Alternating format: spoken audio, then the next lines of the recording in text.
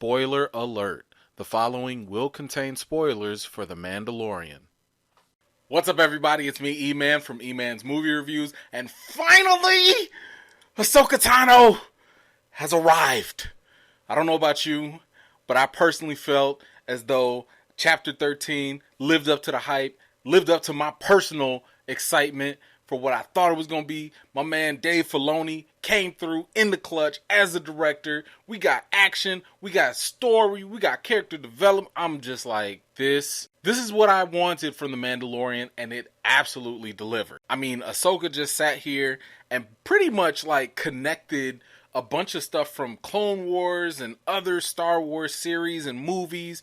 And we have a name for Baby Yoda. So there is so much to talk about, so let's get right into the episode. We open the episode with Ahsoka Tano working her way through the dark forest and taking out a number of scout guards like a straight-up ninja. The magistrate of the town refuses to give up any information to Ahsoka, and she holds the town people hostage. Ahsoka said, "Play with me if you want to, but you only got one day before I come and regulate things." Ooh, you see that? Ooh! Now that is how you open up an episode. Oh my goodness. Listen, I was so hyped for Rosario Dawson to come and play Ahsoka Tano because I just knew that she would be able to play this role, and I think she nailed it. I mean, this was like a natural role for her. This is like the perfect time when like fans have got it right with the casting. And I just loved how, like, just the basic opening of this episode with the fighting and, you know, just like the introduction and stuff. It wastes no time to get into, like, the really good stuff and just perfectly setting up the tone for the rest of the episode. We find Baby Yoda still obsessing over the little joystick ball on the ship's navigation panel. He wants it so bad that he starts using the Force to untwist it. Him and Mando land on the planet Corvus, and Mando takes the little ball away from Baby Yoda. Mando comes to the town and tells them that he's looking for a place to rest in between bounty hunting. They let him in, and Mando starts to see that the people in the city are clearly under duress as they won't even talk to him. Mando is called by the magistrate for an appearance, and he sees some of the city folk being held captive in torture devices. When he meets the magistrate, she commissions him with the task of killing Ahsoka Tano. She offers him a spear that's made of pure Beskar metal as a reward, the same metal that his own armor is made from. Mando sets out in the forest and runs into the Jedi. The two begin to battle it out until Mando tells her that Bo-Katan has sent him. Okay, first of all, did you happen to catch the Morai sitting up there in the tree? Once again, I cannot stress this enough, but I will continue to bother you folks that haven't done it yet. You have to watch the Star Wars The Clone Wars and Star Wars Rebels. Morai is that little owl creature that you see sitting in the tree. It's always had a connection with Ahsoka ever since the Clone Wars. And for those of you who don't know, Morai has special ties to the daughter who was a Force wielder from Mortis who represented the light side of the Force. When Ahsoka was dying or dead, the daughter used her essence to revive Ahsoka and then transferred her life essence into Morai. Throughout the different series, we tend to see Morai following Ahsoka to watch over her life. Man, but look, as for that time when Mando finally met Ahsoka and they started going at it, that encounter was awesome. And we just found out that Beskar armor can withstand lightsabers. I am pretty convinced that that is going to play a major role sometime in the future.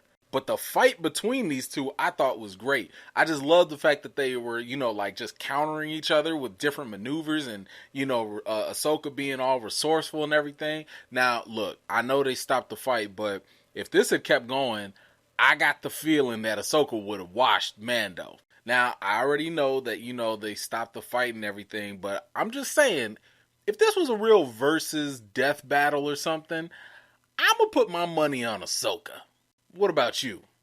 After seeing the child and realizing Mando isn't a threat, Ahsoka begins to communicate with the child via the Force. She learned about his past history and also that his name is Grogu. We learned that he was raised in the Jedi Temple before the Clone Wars and was trained by many Jedi Masters. She admits that she only knew of one other of his species, being Grandmaster Yoda.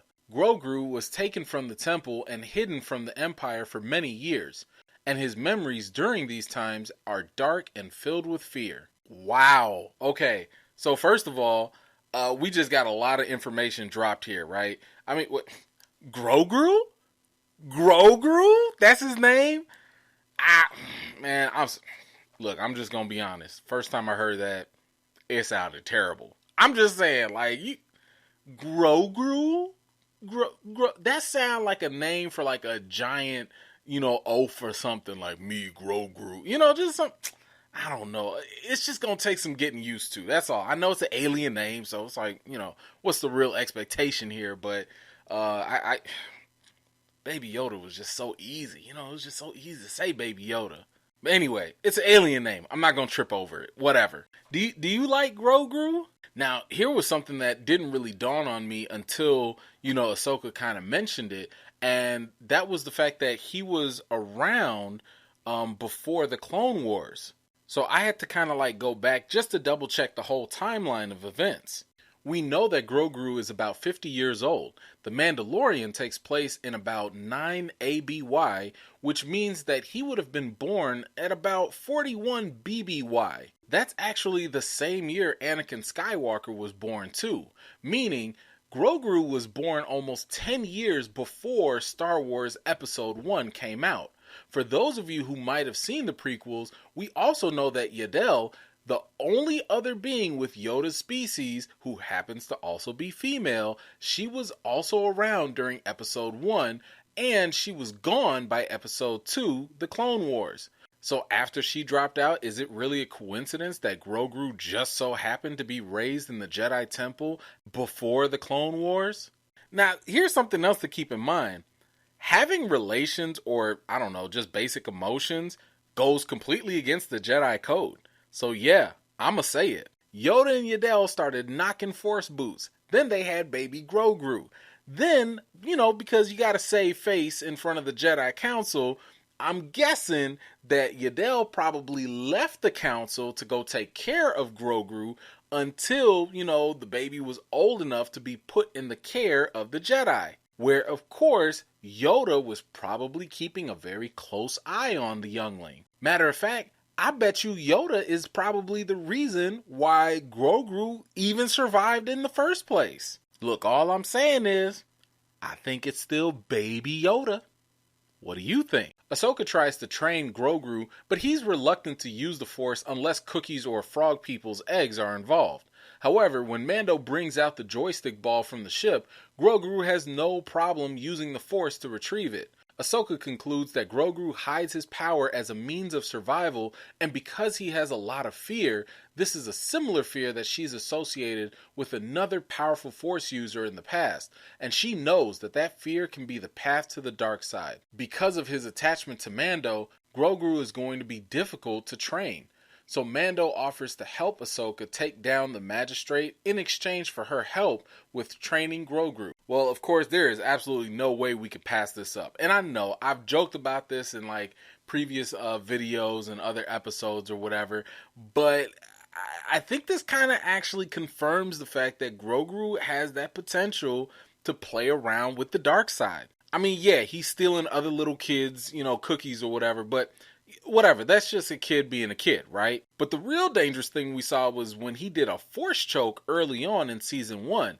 And why did he do that? Because of his attachment to Mando. And let's just kind of keep in mind that having strong emotional connections is a definite no-no for Jedi. I mean, this is one of the reasons why they adopt children at such a young and early age, so that way they don't have those emotional attachments that will cloud their judgment or, tempt them to the dark side. To the Jedi, emotions like love, anger, or fear can lead people to do almost some of the worst things.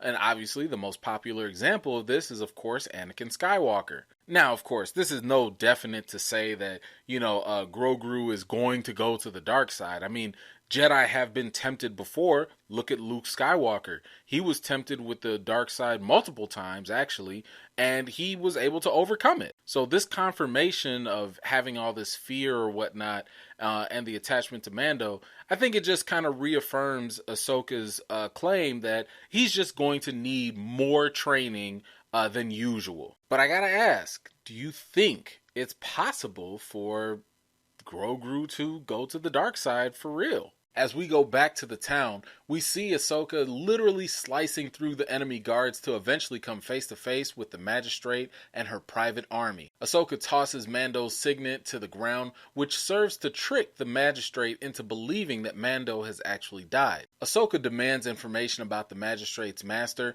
but the magistrate instead commands her army to kill the former Jedi. As Ahsoka leaves, Mando comes in with his jetpack and defeats the executioners. Mando faces off with the commanding officer named Lang as Ahsoka goes off to face the magistrate. Lang is engaged in a standoff with Mando, and while he tries to distract Mando with the act of surrender, Mando didn't fall for it and shoots him down. Meanwhile, the magistrate is armed with the Beskar spear, and she is really holding her own against Ahsoka. As Ahsoka gained the upper hand, she demanded, more specifically this time, the whereabouts of Grand Admiral Thrawn. Well, yet again, we've got a solid piece of action going on here. I mean, I absolutely love this Ahsoka Tano too. Now, if you've even watched Ahsoka grow up from the Clone Wars all the way to this point, you can really appreciate how she's become a certified ninja beast that she is today. I mean, when she pulled that reverse grip,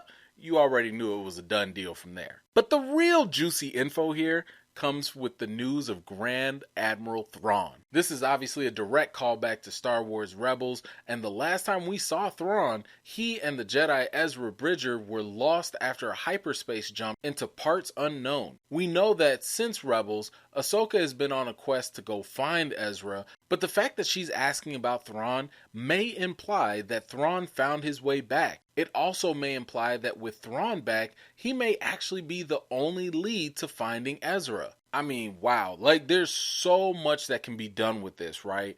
And thankfully, it's been reported that Disney is actually going to do an Ahsoka Tano spinoff show, right? Which totally makes sense. I mean, I don't think that you go and get, a star like Rosario Dawson and only throw her in like one episode. So that leads me to believe that this entire episode was an amazing setup and almost like a promotion or advertisement, I guess you could call it, for what we can expect in an Ahsoka Tano spin-off series. But you tell me, what did you think when Thrawn's name got mentioned? The episode concludes with the city celebrating its liberation from the magistrate. Ahsoka gives Mando the Beskar spear as his reward. Mando goes back to the ship to hand off Grogu to Ahsoka, but she refused to train him again. Instead, she tells him to go to the planet Tython, where they will find a temple. Grogu is to be placed on a seeing stone, and there he can decide his own fate. She also says that it's possible a Jedi may come searching for him through the Force, even though there aren't very many Jedi left.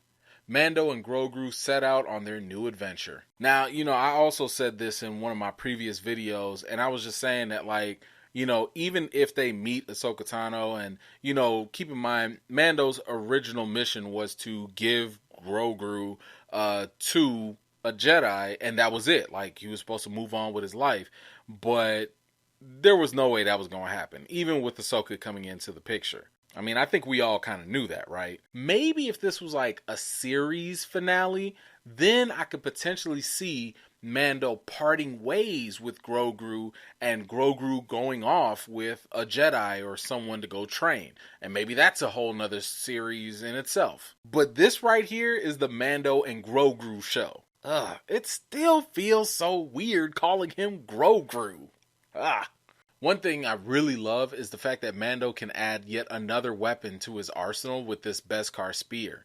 We saw with the Magistrate that it can hold up against a lightsaber, so I really do think that it's going to be pretty helpful for any future Force users who want to come and get buck with Mando. Speaking of which, I think that this is really going to open up some interesting possibilities with Grogu going to the temple. I mean, once he actually gets to the temple, you could have some really cool Jedi make an appearance. I mean, my goodness, like, the possibilities are just, there are a lot. Matter of fact, that's actually a good idea.